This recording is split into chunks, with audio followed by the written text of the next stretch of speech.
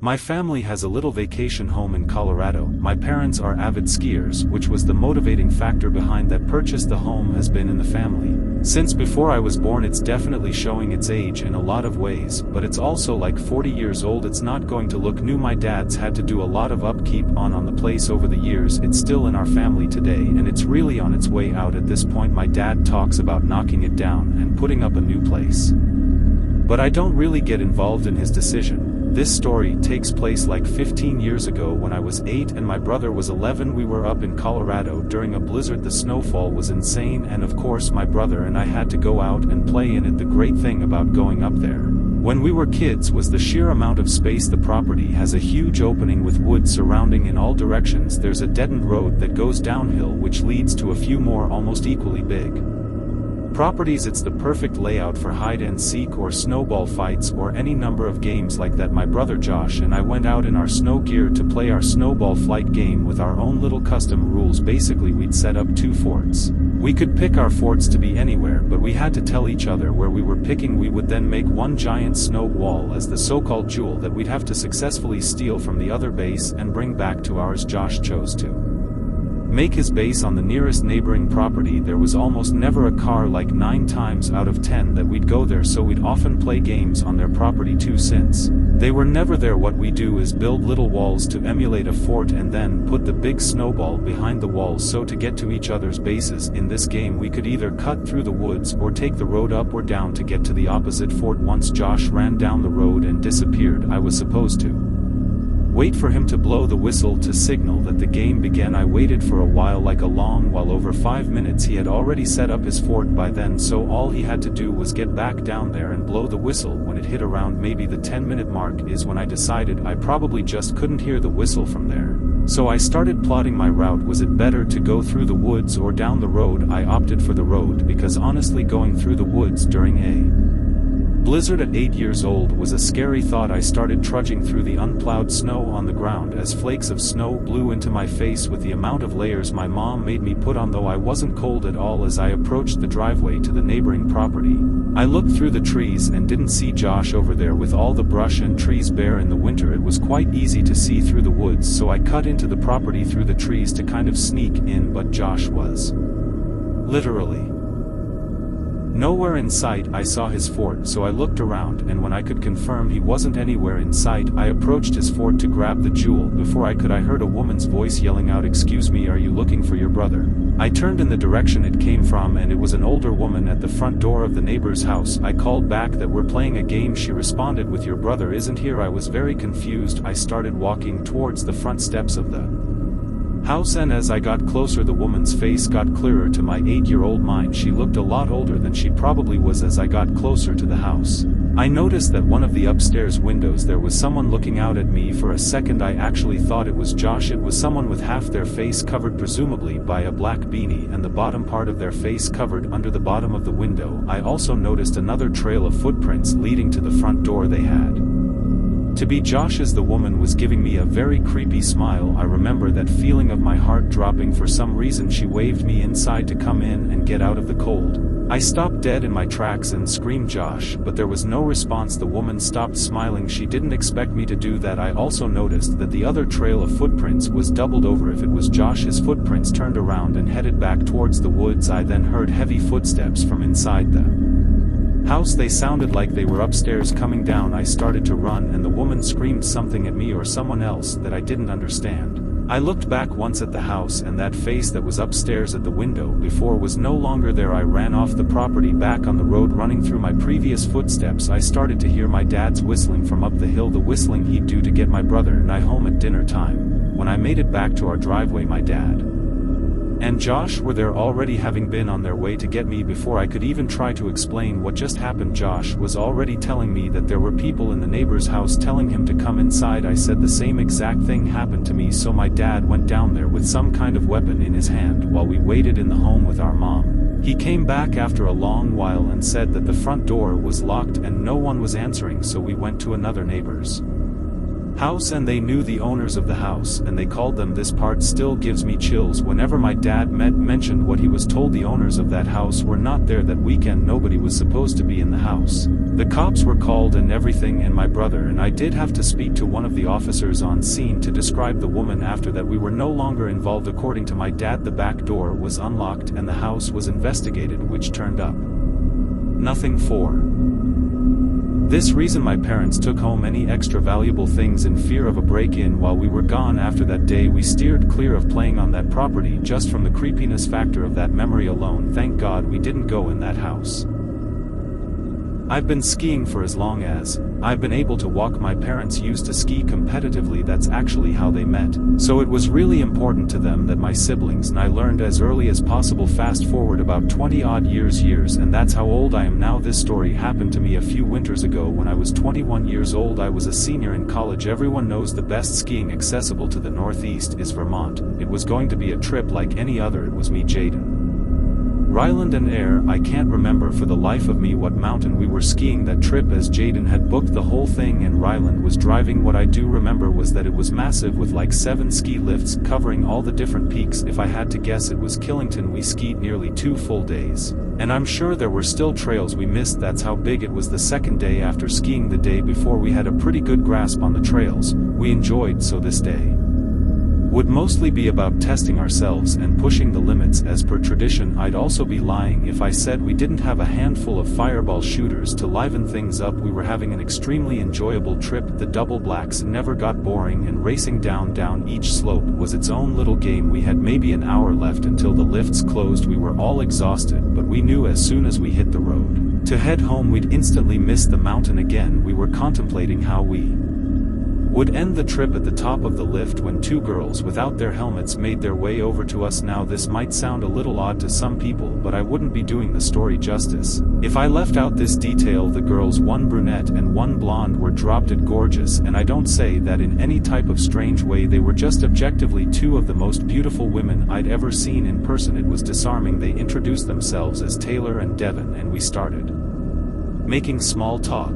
They basically told us that they were bored because the mountain was full of older folk, which was actually something I had remarked to my friends about the day before, so it made sense why they approached us. A group of young guys that seemed around their age. Devin seemed like a really seasoned skier, as she kept asking Air all these technical questions about his ski. Him and Ryland actually own their own expensive skis as opposed to renting like Jaden and I always did, which the girls seemed to be impressed with. Taylor made a comment about our shooters, and we jokingly told them that the alcohol unlocked our true ski potential or something dumb like that, which they found funny. To our surprise, Devin pulled out an unmarked bottle and taunted us, calling us for sticking to a drink as tame as Fireball. The 4 of us welcomed the challenge and happily swigged some of their bottle, which I could tell sent Ryland a little over the edge. He tends to drink more than he could handle, so this wasn't too surprising. I made a note not to drink too much because something about this whole situation just rubbed me the wrong way. I still had trouble believing that these 2 girls would want anything to do with some dumb kids like us, especially since we were all wearing helmets and our faces weren't exactly visible. Things were going really well, though Amir was being his usual overly flirtatious self, but Taylor seemed like she was into it, so I didn't complain. I figured we were just going to spend the remainder of our time on the slope with these girls, which I didn't really mind too much. Hell, maybe they knew something we could do. After the slopes closed just then, Devin asked us if we had skied down a trail called Devil's Forest, a name which I definitely didn't recognize. Our other friend Chase would have had the trail map memorized, as he's literally a walking GPS, but he wasn't with us. We told them we hadn't, and they explained that it was a glade trail that's a little obscure and rarely open. For those who don't know, glades are basically trails that extend in between trees, so that you're skiing through a forest. We actually enjoyed skiing glades more than anything else, so this Devil's Forest trail piqued our interest. We told them we were game, and they motioned for us to follow them. We reached a choke point on our skis, and they told us to take them off because we had to walk slightly uphill for a short while. I could tell we were in a relatively desolate part of the mountain, as the Snow was perfectly fresh and there was no one around. The thought of an adventure was kind of invigorating though, so I thought nothing of it. Drunk and curious, we clipped our skis off and followed the girls up the mountain. And Ryland ran ahead presumably to flirt some more with them, and Jaden and I hung back a little bit to give them some space. As we followed, I could tell Jaden looked a little wary, so I asked him what was on his mind. I like to think of us as the rational, level-headed ones in the group. Air was too unpredictable and impulsive, and Ryland would follow a girl if she let him off a cliff. Jaden said that it was weird that this supposed trail would be inaccessible from a ski lift, which I agreed with. I had never had to walk uphill to reach a trail before. We agreed to just keep a keen eye on things. What could two girls do to a group of four big guys anyway? They led us into the forest, and the terrain finally started leveling out. Jaden and I caught up with a group, and it was apparent that Ryland and Amir had both made considerable progress. Ryland had his arm around Devon, who was smiling and laughing. They pointed in the same direction we had been traveling, which had all of a sudden become a downward slope. I sighed, knowing this was another instance where we could have used Chase's help. He would have known exactly where we were and where this trail would have led. Jaden was still skeptical and asked the girls if they were sure that this was a real trail. They responded yes, and told us that it would also take us right back to the lifts. Before I could say anything, Devon pulled the bottle out again and told us we had to finish it. Amir and Ryland happily took some hefty swigs, but when the bottle got around to Jaden, he said he was drunk enough. As soon as he spoke, I could have sworn Devon's smile became a really angry scowl for a split second, but by the time I blinked she was smiling again. I must have been the only one to notice, because I looked around at my friends and their expressions were all normal. She put on a seductive smile and batted her eyes at Jaden, asking him nicely. He reluctantly grabbed the bottle, if just to shut her up. By the time it got to me, I put the bottle up to my mouth, but didn't actually drink. Everything about this encounter was trickling. Alarm bells suddenly in my head. I handed the bottle back to Devon, who put it away. I noted that neither girl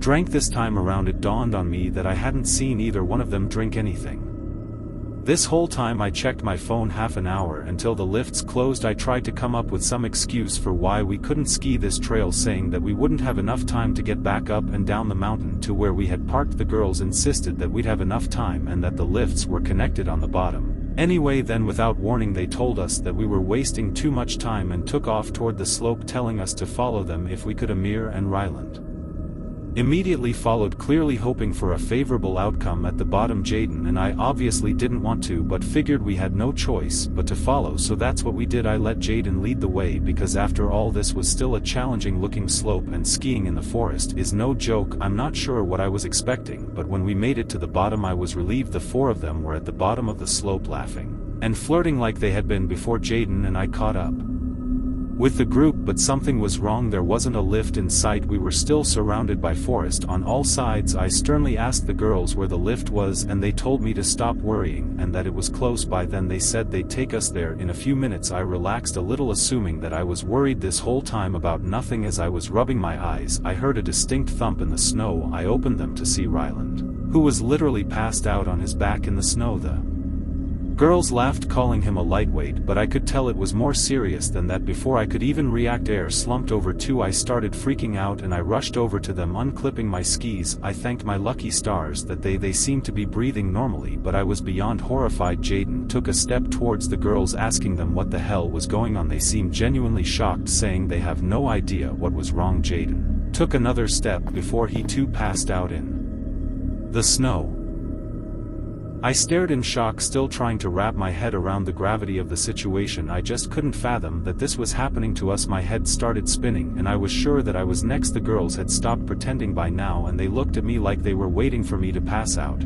I felt myself getting dizzy, so I sat down in the snow. Even though I wanted to stay on my feet, I demanded to know what they had given us. They didn't respond or even move for that matter. I yelled at them over and over again, but they still didn't react. I wanted to get up, but I quite literally couldn't stand. I didn't pass out though. I kept my eyes open the whole time. Eventually Taylor turned to Devon and said something along the lines of he must have not drank enough. She looked more pissed off than anything. Devon cursed before telling Taylor that they had to go. I was still frozen. After unclipping their skis, I watched them take Air and Ryland's skis before trudging off into the woods. I had to do something, but my body still felt numb. I couldn't just let them walk off with my friend's skis. I knew they wouldn't be able to move that fast, carrying 2 sets of skis each, especially through the snow. Another few minutes passed and I started to regain control of my body. I stumbled after their tracks in the snow, but it was actually freakish how far they'd gotten even with all that added weight. Eventually I turned to bend and saw them in the distance way ahead of me. I figured as long as I kept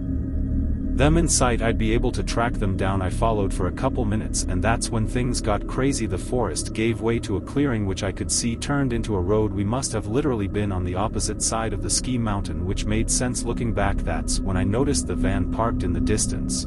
I stopped in my tracks at the edge of the woods. The side of the van opened and 4 big-looking dudes stepped out to intercept the girls. The girls motioned for the guys to get back in the van, and one of them turned and pointed directly at me. That's when I realized I was in too deep and also felt like an idiot for leaving my helpless friends unconscious in the woods. The guys from inside the van seemed to be debating whether or not they should leave or chase me, and I wasn't waiting another second. I started wobbling back the way I came, knowing I'd be able to find my friends on the account of the tracks I left behind. In the snow, I found them still passed out.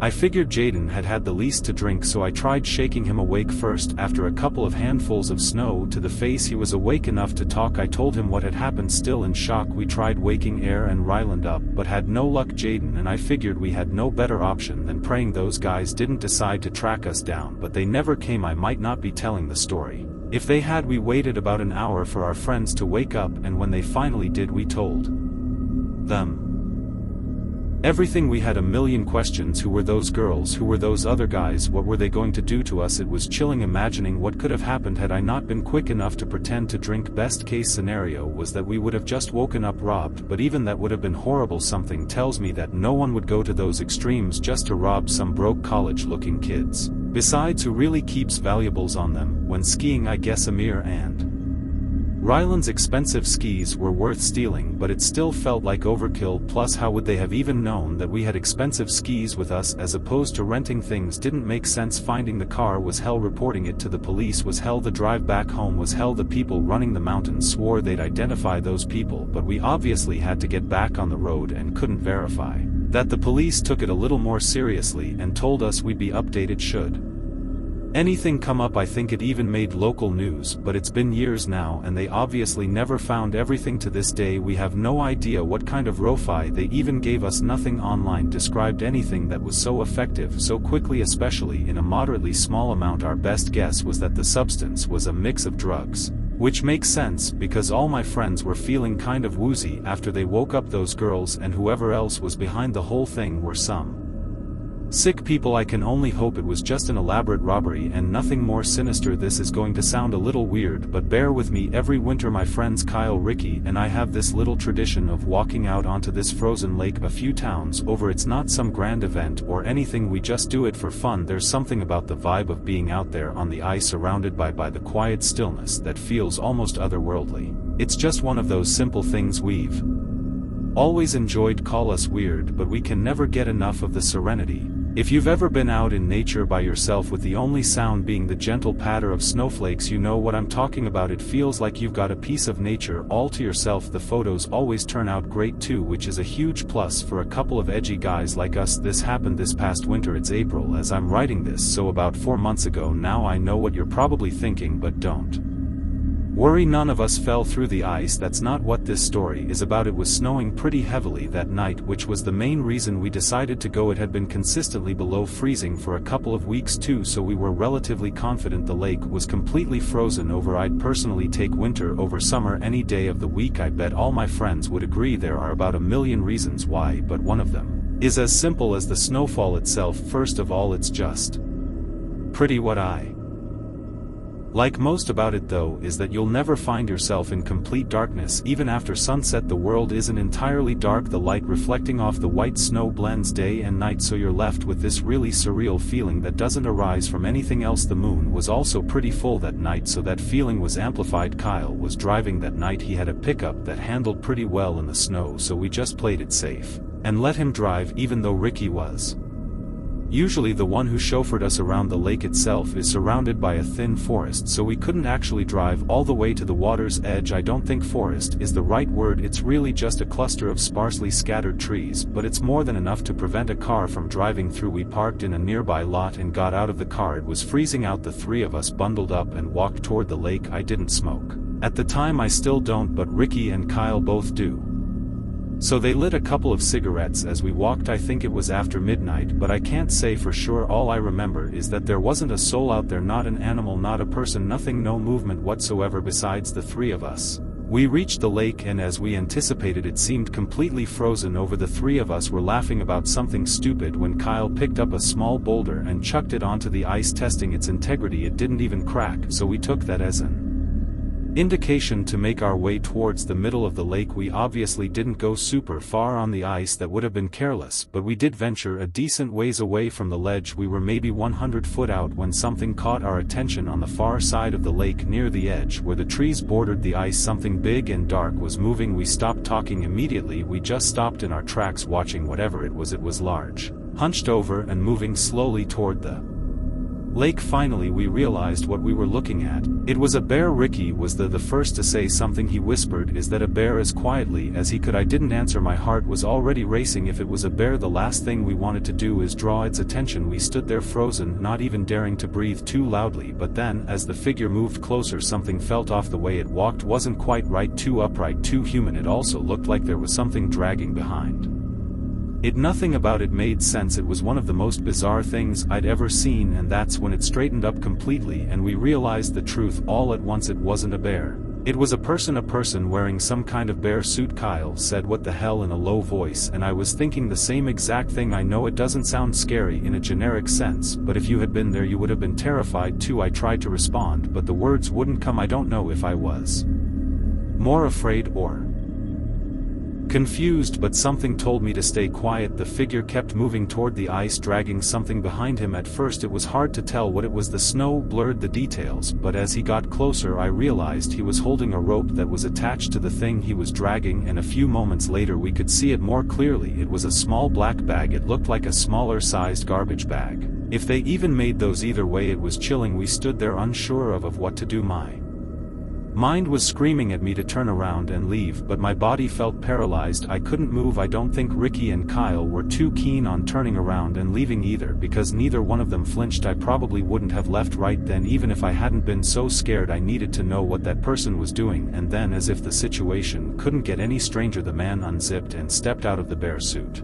Seeing him as a person didn't make things any better. He wasn't particularly large or intimidating, but there was something unsettling about him. We watched as he bent down, presumably to pick up a rock, but I couldn't tell from so far away, and then the sound started. He knelt down holding what looked like a rock and began repeatedly slamming it into the ice. It might have been placebo, but I swear I could feel the vibration in the ice even from the distance. He was trying to break through, most likely to dispose of whatever was in that bag. Ricky tapped my shoulder, and I turned to see him and Kyle moving back towards solid ground. Without a word I followed suit, and the three of us tried to move quickly without making too much noise. Every step felt deafening in the quiet, even though I knew there was no way that guy could hear the crunch of snow from that far away. We barely made it a few yards when a voice yelled out, "Hey!" from behind us. I didn't even look back. I just started running, praying that guy didn't have a gun. The cold didn't help. I found myself starting to get winded after not even a minute of running. I don't know if he followed. I don't think he did, but in that moment we were in full panic mode. We reached the edge of the lake, and at that point I was gasping for breath.